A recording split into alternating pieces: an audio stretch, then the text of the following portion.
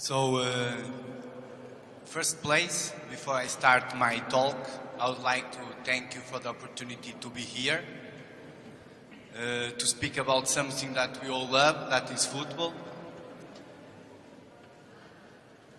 And I will base my talk on the four main points. These four main points for me are the pillars that sustain the application of a strength training program in a professional football team or amateur football team if you have time for so. And this is insights from the game and post-match recovery periods, the effect of strength on performance enhancement and injury prevention, and finally I would like to speak about my opinion on how I interpret the research regarding how strength and endurance, regarding this issue of friends or enemies, how strength can improve endurance, or how these two can work together. So, first from the game, we know that our players, they need to produce impulsive foot strikes in order to accomplish a series of tasks, as is an high-intensity running every 70 seconds, perform headings, produce forceful muscle actions in order to protect the ball against offensive pressure. They need to perform a wide range of changing of directions, all subject to a high inter-individual variability, and each 2 to 4 seconds they need to change their movement pattern. They need to perform sprints, they need to perform repeated intensive efforts, as are the worst case match scenarios. And now, thank you to with the help of more recent technologies that come to clarify what we all knew from practice, but now we can measure it.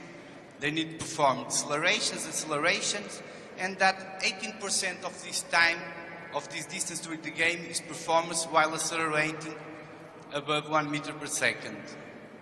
And we know that all these actions, they require high or maximum levels of neuromuscular activation.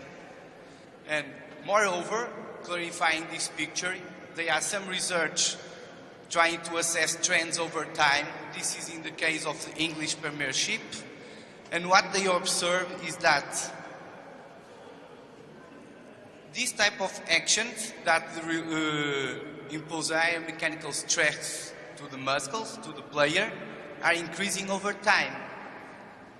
And so all this picture highlights about the importance of strength to a soccer player. Moreover, we all know that is the ability of repeat decelerations, and the changing of directions that will determine an effective performance. But we also know that as soon as this clock begins running during the game, the ability of our players to perform these actions is not the same.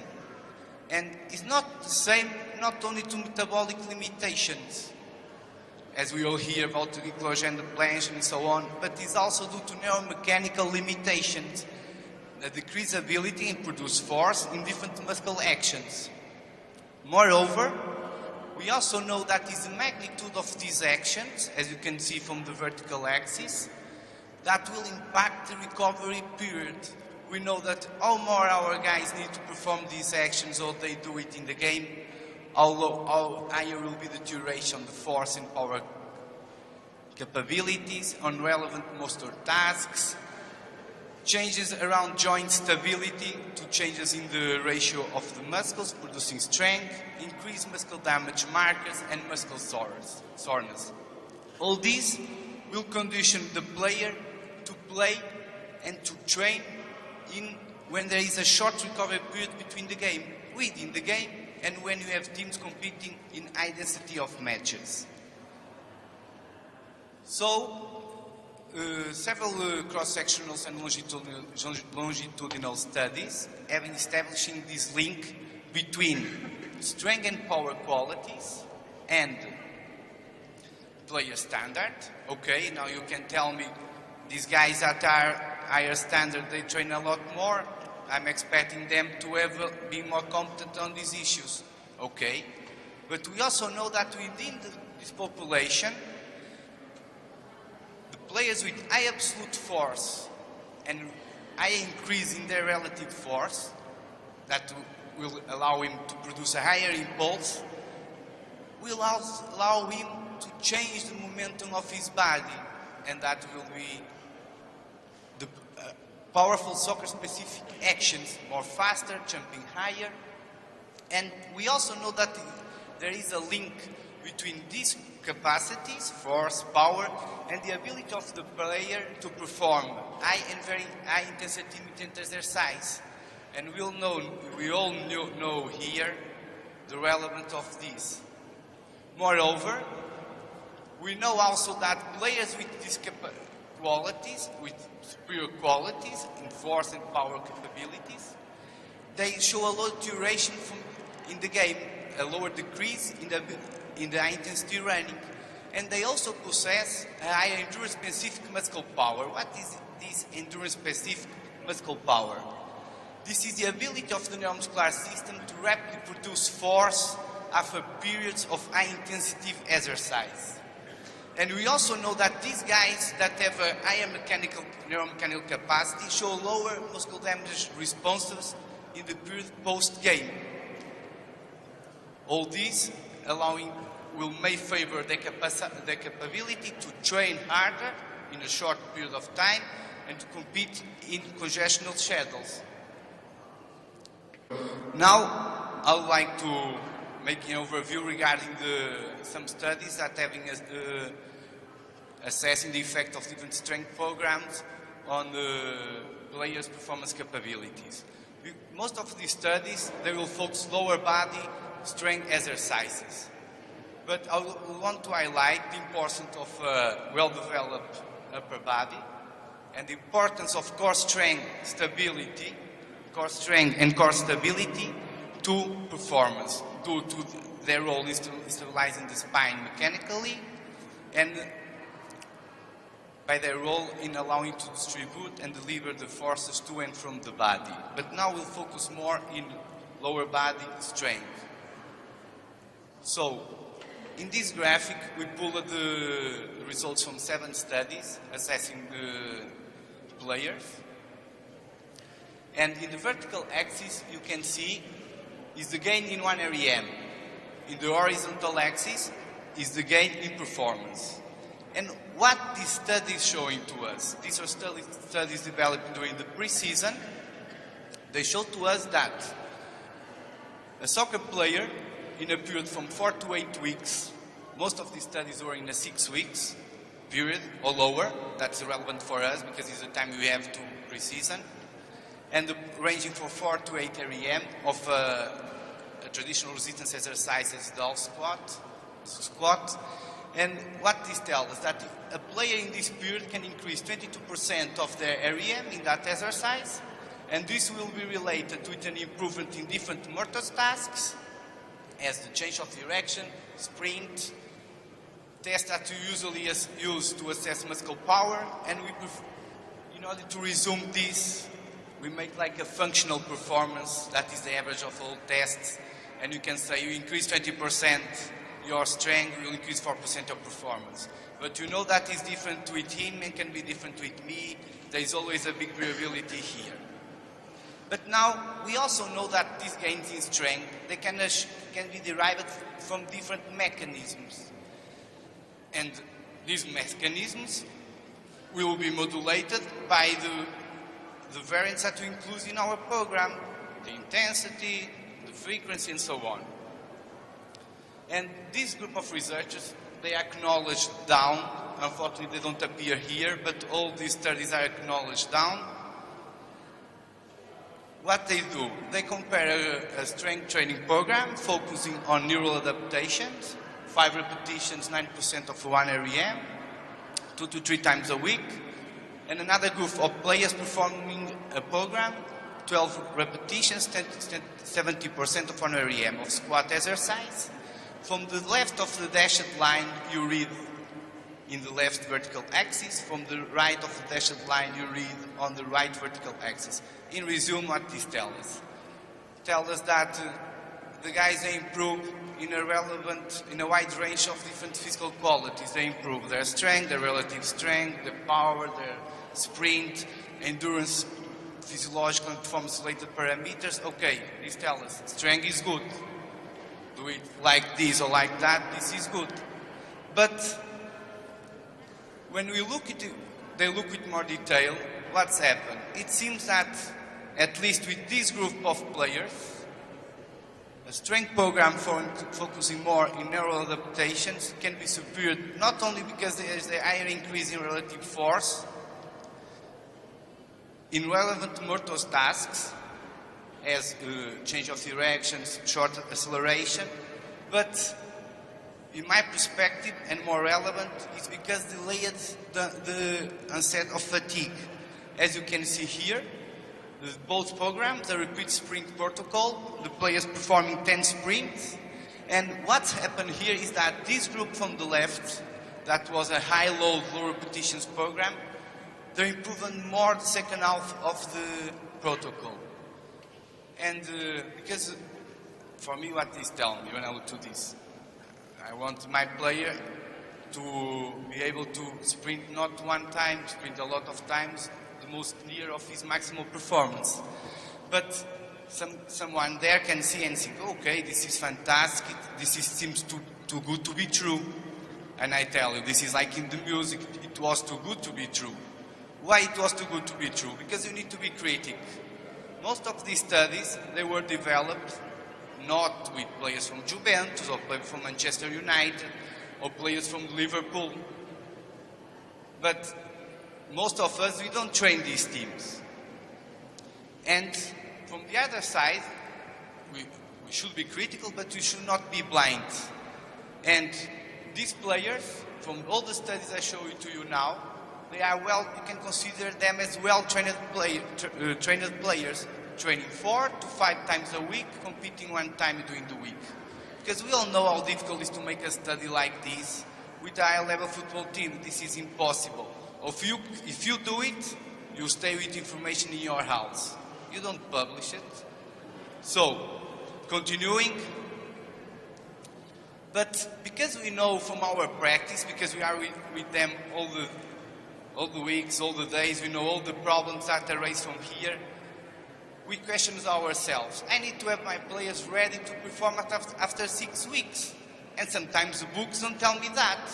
They tell me you work the intermuscular aspects, after you work the intermuscular aspects. And what we do to all that research? We divide them in traditional programs. They were performing a half squat exercise in order to increase their strength levels. And this is the result of different studies. Another side, the studies that program involved both the intra and the intermuscular aspects of performance. Like they were doing the same exercise, but including also free sprinting, plyometric, or any other type of exercises focused to improve the stretching sorting cycle capacity. And this is very, for me, has its relevance because it's not only to produce the ability to repeat these actions, accelerations, and so on. It's not only the ability to repeat them. It's the timing and the direction of the impulse that the player applies. So, in my opinion, and this is my opinion how I see the research, this should start from the beginning. And why should start from the beginning? As you can see from the top, 6 letter components of performance. Performance is a lot more than this, but we need to measure something. Counter movement jump in both conditions, transitional resistance exercise, or only combined programs, squat jump, 40-meter sprint, 10-meter sprint, changing of direction, and a functional performance index, that is the average of all tests. And when you look, science is not a game, but let's make it like a game. And in the end, regarding the increase in performance, the programs focusing only on the intermuscular aspect, they win 5-1. But when you divide it by the number of sessions, this takes a different picture. So, the efficiency, what you take home in the end of the day, is higher when you use a combined approach. So I think this favors us to tell that from the beginning these aspects should be working together, not only because of this, but also related to injury prevention and so on that we see before. So, but now the preseason finish, the good time finish. Finish why? Because nobody was asking about the results don't have the same impact. Now we all know that starts the competition season and the results they have other impact. The things are different. And we all know that they are different. And what research can tell us about this period? Research, there are few studies on this period. Everyone, I think, is clear it will be more difficult to make something in competitive season than during the pre-season. And what they should say to us, that probably after you doing a program like I showed you before, different programs during pre-season, one session a week focusing on high-load few repetitions can be enough to maintain the gains in strength and in performance during a 12-week period. The second aspect that is not with football players is with athletic individuals who are training, well fit, that I think can be relevant for teams that are playing in high congested periods, is that probably one single set of that exercise during a short period of time will be enough to maintain that gains that you achieved. And again, we always should be critical and look, I remember these are not players from top teams, increase a higher amount of soccer-specific neuromuscular training may favor that maintenance or even a further improvement. So, but now we finish the competitive season, and I would like to call you the attention. All these things that I spoke before, they are open access in a review that we published last year, so everyone can get access to that without paying. This one, no. So, what's happened here? Since young, I always hear transition period, do that, don't do nothing. And we finish the season and we have players that are tired, underperformance because they are tired, underperformance because they are detrained, and other guys that the season should start in that moment, that they are very, very good, they are on the spot. And they go holidays. Sometimes some players by their home, they search even more nowadays, because I think they have more information, they search these ways. They train. So the player loses a wide range of physical and physiological qualities that he wins. So for me, we need to be persuasive, use psychology, but this period is a window of opportunity. And a window of opportunity for what? We start the pre-season. We do a functional movement screening. We make this oscinetic if you have economic budget, equipment, the player is an imbalance. I'm going to make a program to correct and so on. But this guy is going to work a lot. High volume, high intensity. If he's from a good team, he'll travel. All these affect the recovery period. And what he was, and return to play. We all know the problem when they come to play is the increase. They are not ready to compete. They are training few. They broke. So a guy that has an injury record, particularly, he goes always, he don't do nothing. He's to come and broke. So this is a period where we maintain or attenuate the endurance and neuromuscular related parameters, because nobody needs 4 weeks in home.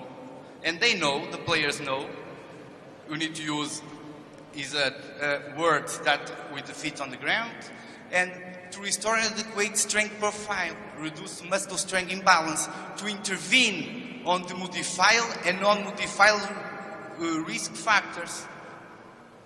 And this will allow to reduce risk of injury and a more efficient development of other relevant facets of performance. Because sometimes we hear about the concurrent effect, the effect on power of endurance, and this will help us and the coach, because we'll have more time to train, to put the team ready to play after short weeks.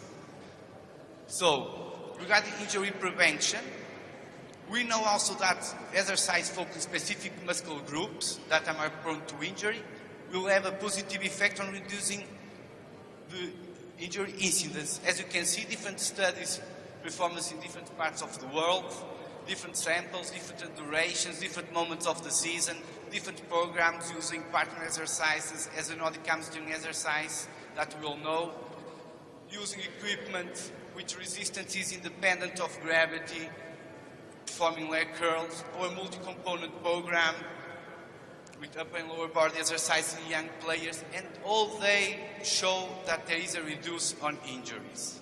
No matter if it's pretty the exercise, in the case of Nordic hamstrings, it acts. But here I would like to call the attention, this is my opinion, that variation is okay.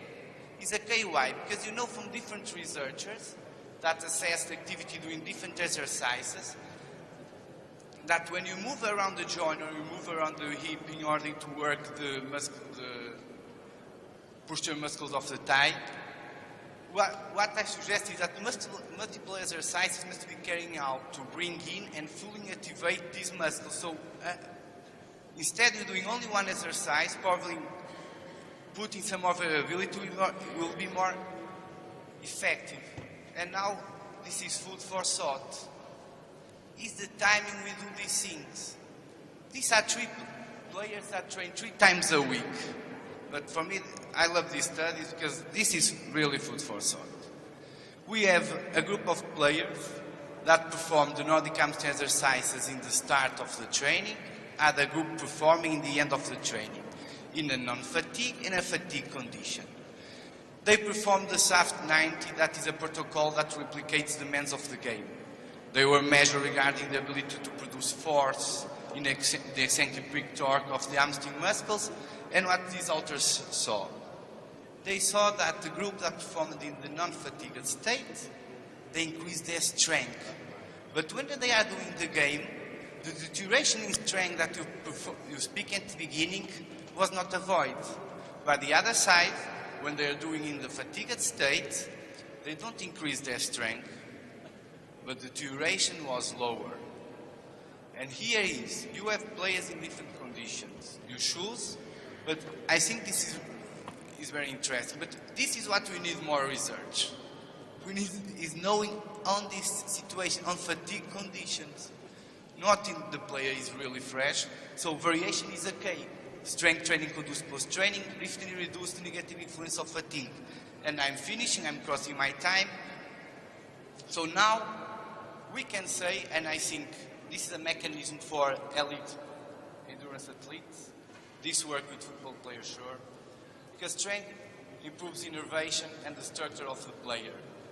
And most of these are evidence-based. Some mechanisms they lack comprovation. But strength will help increase your endurance. Second, in football it's impossible to take the endurance. Because only a training, and you have hard trainings where we are not intervening, the coach is directing, is enough to trigger all that adaptations inside. So, because it's a concurrent sport, we should church matches that have a more commonality of adaptations. What is this? The state of sharing features and attributes. And for this, what I suggest, my opinion, given that how much frequency of the endurance, higher volumes affect power development, you should join methods like short duration, high volume sprint training for improve endurance with a strength training program. And this is due to the hormonal responses. They are more positive in affecting the neuromuscular function, the oxidative stress, the recovery generation, muscle fiber phenotype, the neuromuscular performance resulting from high-intensity training methods that not affect the performance in that relevant motor tasks. So this is my opinion.